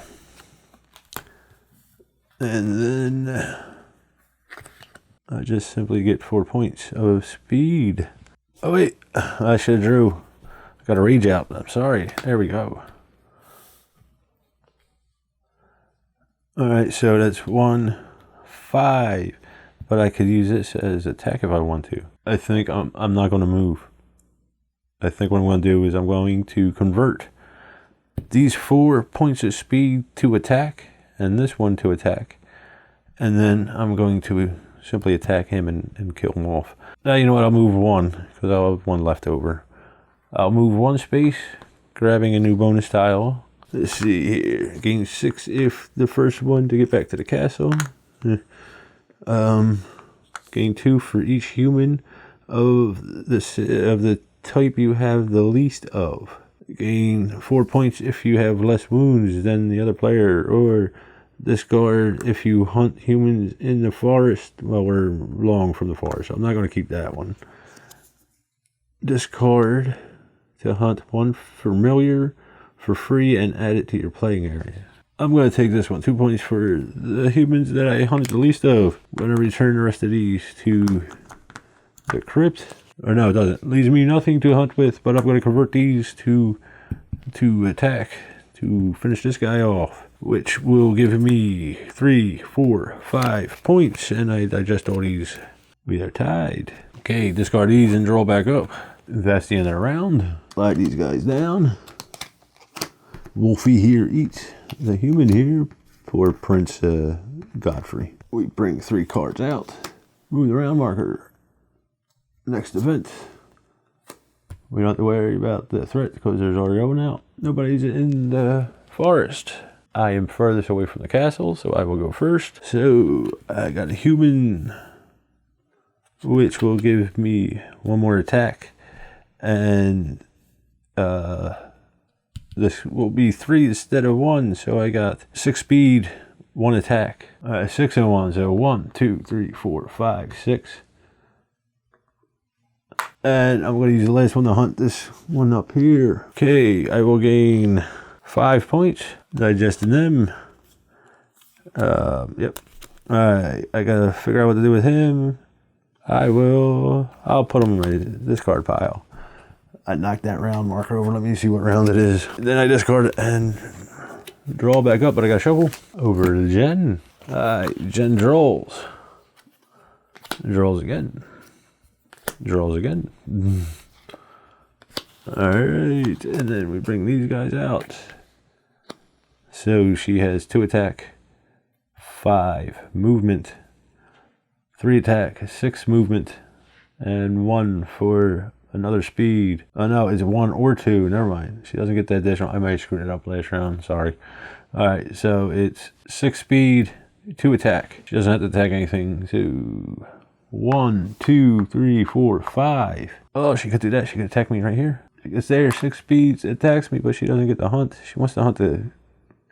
So she's not gonna do that. She's gonna go here. So that's 3 points to play with here. She will take this one, which will give her 4 points. You know what? She's gonna take this one here. All right, same points. I should have started him, but it doesn't matter. All right, she'll put him in the discard pile. She hunted humans so she could heal all these. All right. Sorry about that. That is the end of that. She draws back up. That's the end of the round. We slide everybody down. Bring out the new row. Draw. Move the round marker up. Draw a new card.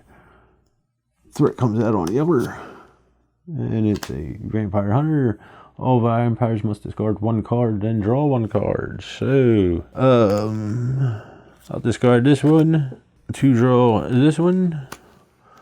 Jen will discard this one and draw this one. Jen's first. She draws.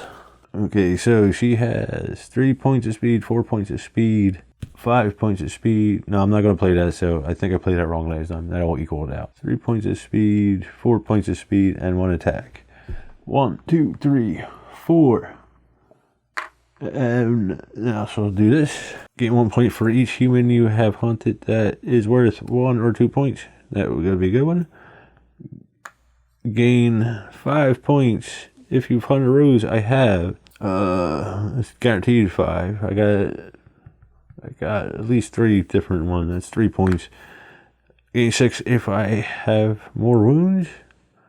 That's if he gain 1 for each wound you have left in your wound pile. What do I think? I think this will be worth it. All right, that's what I'm gonna do. I'm gonna take that. Now, being she has that 1 familiar, she will gain a point for that. Tying this up again. She will hunt the Bridget here. She is not in the plane, so she doesn't have to worry about that. She gets 2 points. These get discarded. Oh, wait.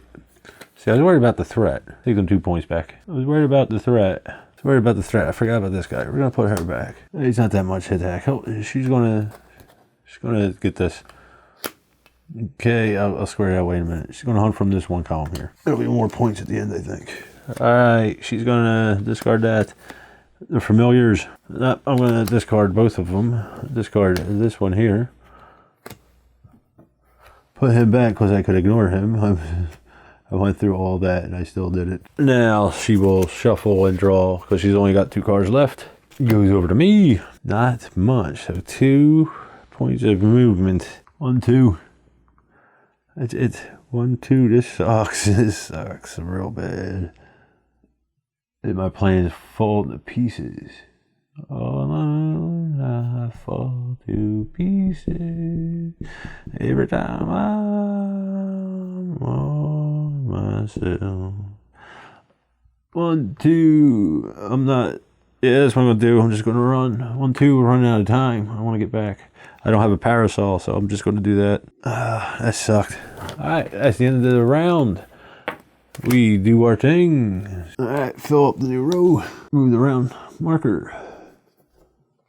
Draw the next threat. It's green. We don't have to worry about placing a threat. Add 1 card to the 1 row. Werewolf gets to eat. I am first away. I go first. I can't hunt this round. All right. But I get 6 points of speed and 1 point of attack. I'll just go 1, 2, 3, 4, 5. 4, 5. I got to debate on whether I want to hunt or not again. Move 1 space and then do the hunt. Because I do have this where I can hunt on the 3 column. For free if I hunt on the 3 column. Alright, yep, I think that's what I'm going to do. Draw back up. It goes over to Jennifer. So, gotta draw for a strike. Draw another card. Confused. Gotta move 4 spaces back. 1, 2, 3, 4. That sucks. Alright, she has 1, 2, 3, 4, 5, 6 movement and 3 attack. 1, 2, 3, 4, 5, 6. Does she really want to take a werewolf or something? A threat? It's 5 points though. Yeah, she's gonna grab it. She'll take the threat too. Alright. So she gets a threat and we take 2 wounds.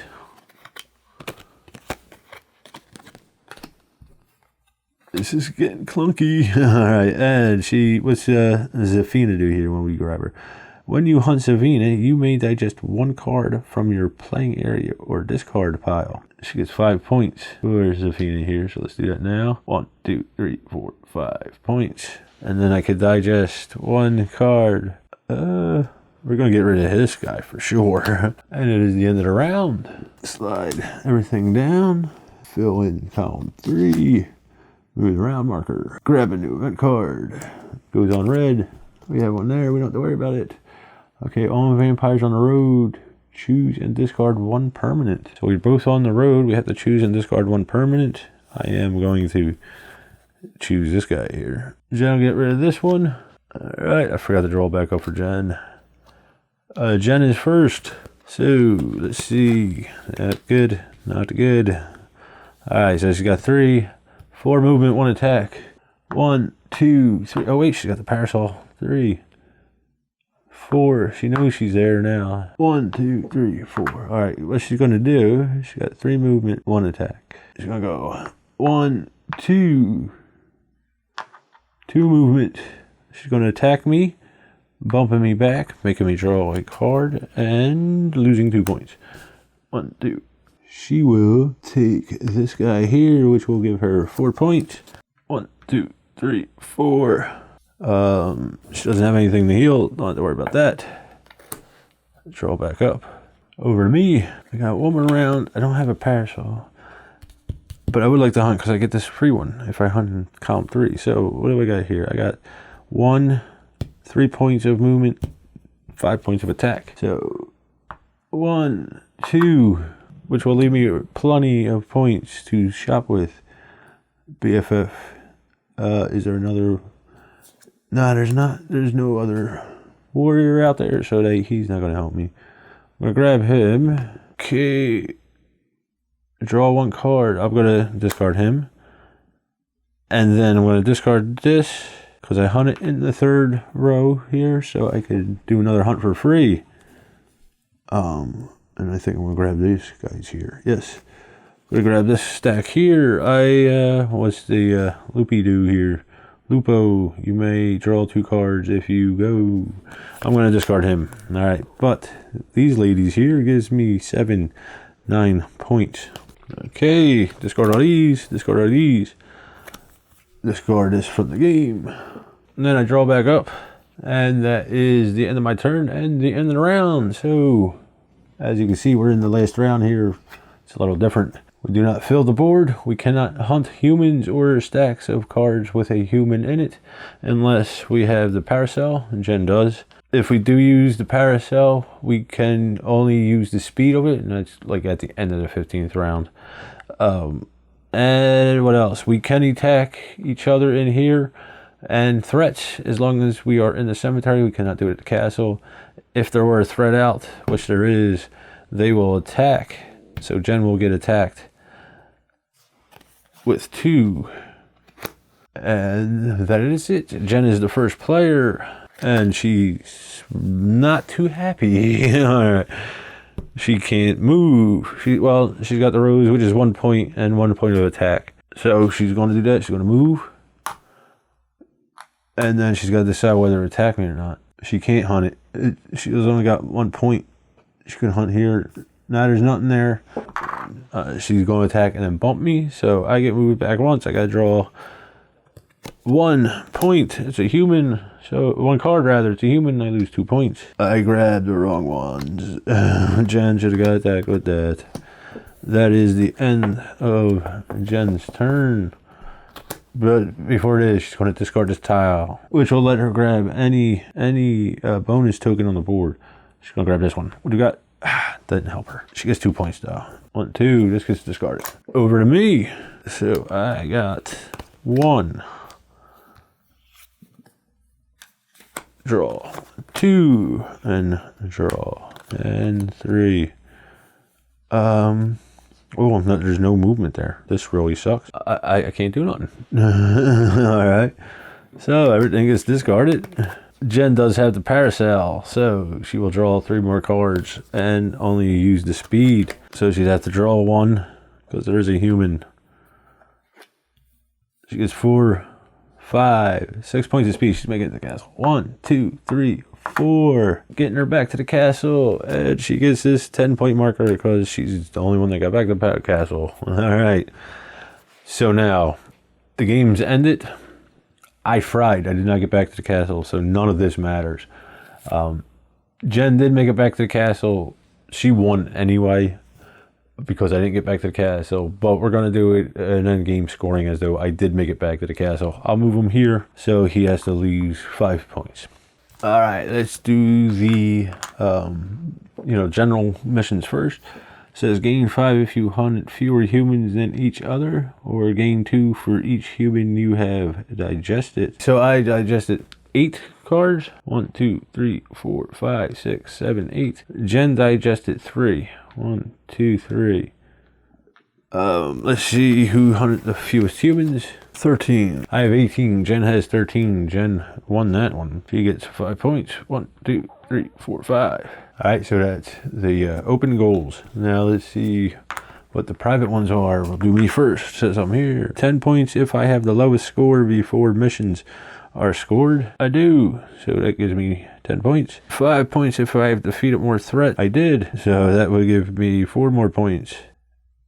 And then 2 points for each human of the same type you have the least of. 1, 2, 3, 4. That is all mine. Now we'll do Jen's. So Jen has gave 1 point for each human you have hunt the most of. So that would be 4 points. 1, 2, 3, 4. Next, 5 points if you have hunted at least 13 humans, and she did. And the final one is we gain 1 point for every human that has a score of 1 or 2. Alright, so she has 3 of them. That is 3 points. 1, 2, 3. We are now tied. Since Jen made it back to the castle, she got us 10 points. That will bring us up to 108, and we would flip it over so that the 100-point marker is showing up. And now we subtract 2 points for each wound we had in our playing area, discard pile, hand, and playing area. So I have 3, that is 6 points. 6 points. Jen has 5, so that's 10 points. 98. Okay, now I would lose 5 points for ending here. 3, 2. And that would be the game if more than one player finished at the castle. Alright, so Jen won this game. She won anyway because she's the only one that made it back to the castle. That is how you play high stakes. Stay tuned for what we thinks. Alright, so that was the Hunger with the high stakes expansion. So let's start with the components. One thing I have an issue with is the glaring of the board. Just because I'm filming, it's not as bad when you're not worried about cameras and all that nonsense. But under certain lights, it could be, it's a little annoying. Jenny actually mentioned it when I brought it out again for the first time since last year when we last played it.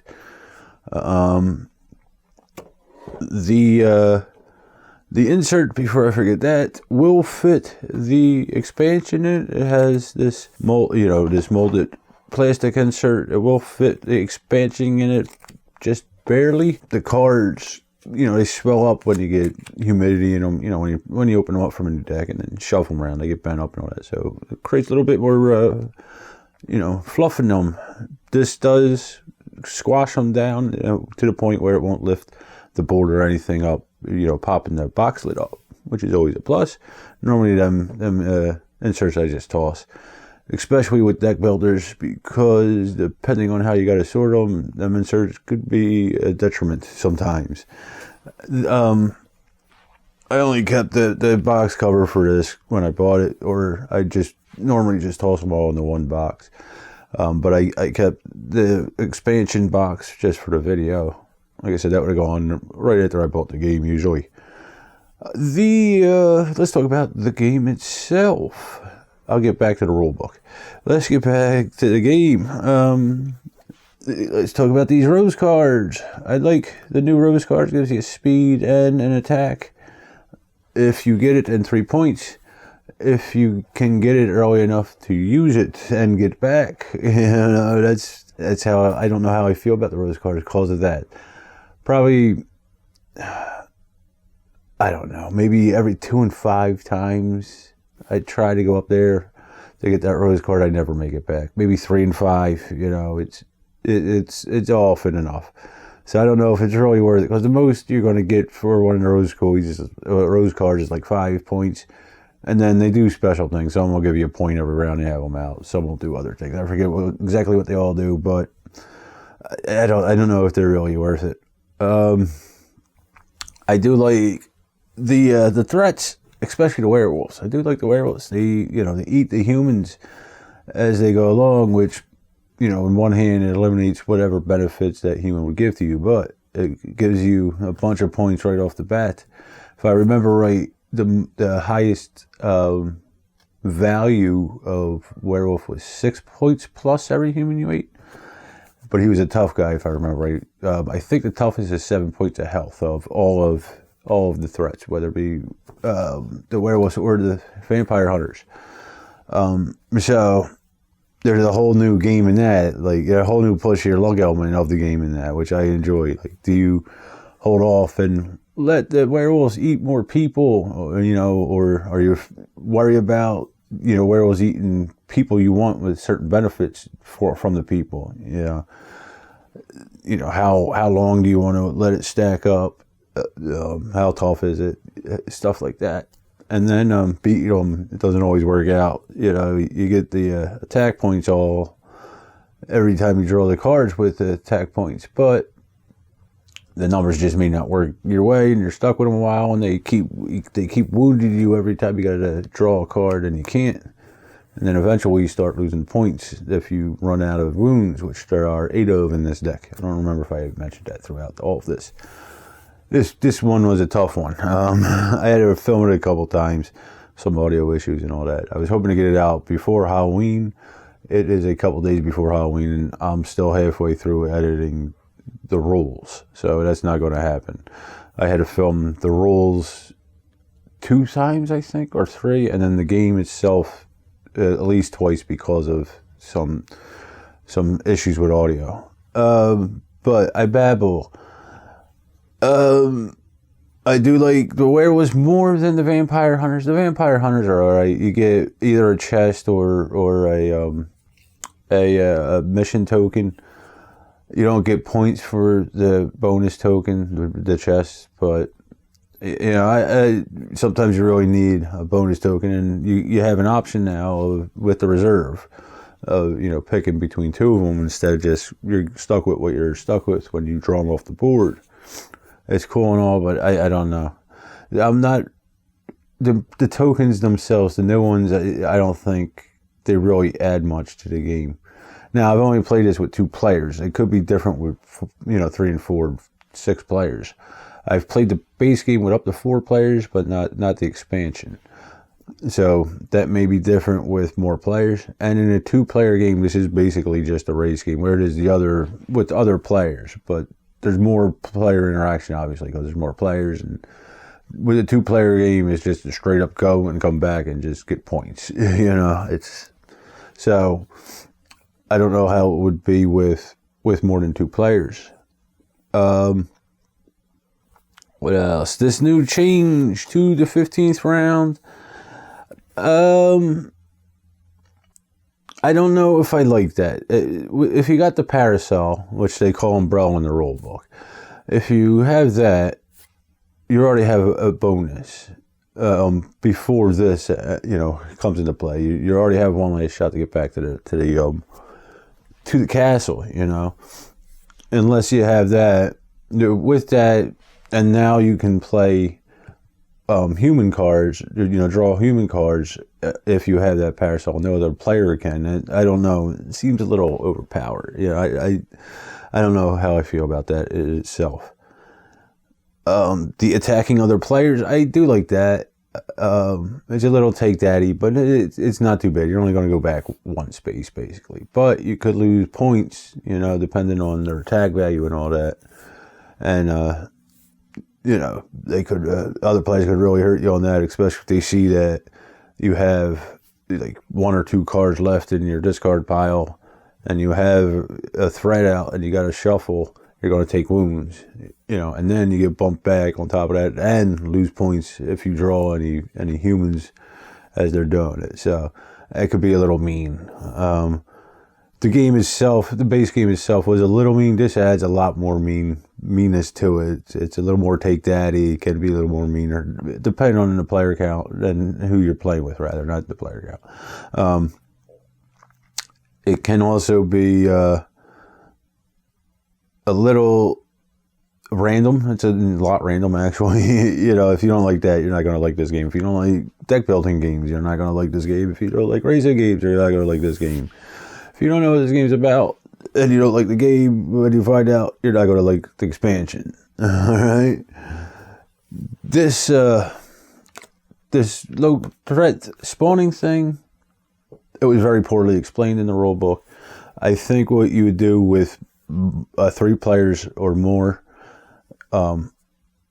is you would draw 2 cards instead of 1 card of each color, shuffle them, throw them out, whatever lands, there could be multiple of them. Whatever's left over, you throw back in the box. With a 2-player game, you don't use that green spawning area, so you don't have to really worry about it too much. You know, you're not going to need more than 4 colors, which is what is in the game. So that was poorly explained, as I'm going to get in the rulebook now. This is a bad rulebook. I think it was poorly written. They just basically said, this is what comes in the expansion. This is kind of how it works. They didn't really give too many examples on it. Some of it was vaguely, you know, explained, worded weirdly.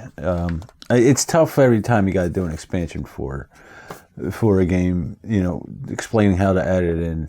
Even with the video, I did, like I said, I had to do the rules video a couple times, but the second time I did it was, or the third time, I forget, is how you will see it. The first time I did it, I basically did that. I set the board up, said this is what's in the expansion, this, what's new in the expansion, and I start explaining the rules like that. Instead of doing this will happen.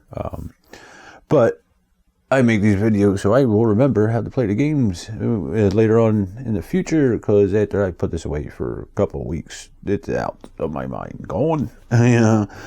So I figured I'd go through step by step. It did add a ton of time onto the video, especially the rules video. I did not think it would take as long as it did after I edited it to explain the rules, because it's not a complicated game. The base game is not a complicated game, and this expansion doesn't add too much onto it. There's a helicopter coming by. I'll be right back. Also, there's no player aid. Again, it's one of my pet peeves, but there should be for this, because especially with the timing, with the combos and all that, and how this new stuff works in. The event cards, I almost forgot about them. This daily event card, I've played about 8 games, maybe 9. So I haven't seen all of them. There's about 20 of them. I just keep putting them on their stack, because I want to see what they all are. But so far, it's been location based. Like, if you are in the forest, if you start your turn in the forest, you could do this. If you're on a road, you could do this. Some of them are nasty. Another copter, hold on. Actually, my neighbor cut in the yard. I thought it was a copter. There's a hospital near us that has a heliport. You could hear them sometimes. But anyway, like I said, some of them can be nasty. One of them you lose a round. I ran into that. But they're like a mix of 50-50 from what I've seen, good and bad. The round event cards, after you go through 2 games of this, basically, you've seen all these. And they're the same thing, 50-50 of, good and bad benefits. My final negative with this is the setup and all that. We'll put it all together. Setting this up is a pain with the tiles to begin with. It's a lot of little chits and stuff you got to put out. When you add the expansion on, now you got to add more tokens out to the game. You got to put tiles in the reserve and all that. You got more decks to separate. You got to deck to build for the event deck. It's more steps. And if you ever have to take the expansion out of it, these hunt cards are going to be a pain in the ass to remove from it. A lot of them have, the threat or the wound symbol on it, but still, it's going to be a pain separating them, as in with most deck building games, once you combine all the cards. So, that's it overall. I like this game. I like the push your luck element to it. I like that it fights back a bit, with this expansion. The base game was fun and all, but this it doesn't change it. It just adds a twist to it, I guess. It makes sense thematically and all with that, with the vampire hunters and the werewolves, but it attacks you back. It's a little more complicated than the base game, which, depending on who you are, usually I like when you get more of with an expansion, which this is, but it does add some, additional rules. I don't like expansions that change the game almost, like that Glenmore. I think I finally figured out my feelings on that one, and I don't like that where, that first expansion for, not Glenmore, I'm sorry, Isle of Skye. That first expansion for Isle of Skye, the Journeyman almost changed that game completely. Well, it did change the game completely, but it was almost like another game.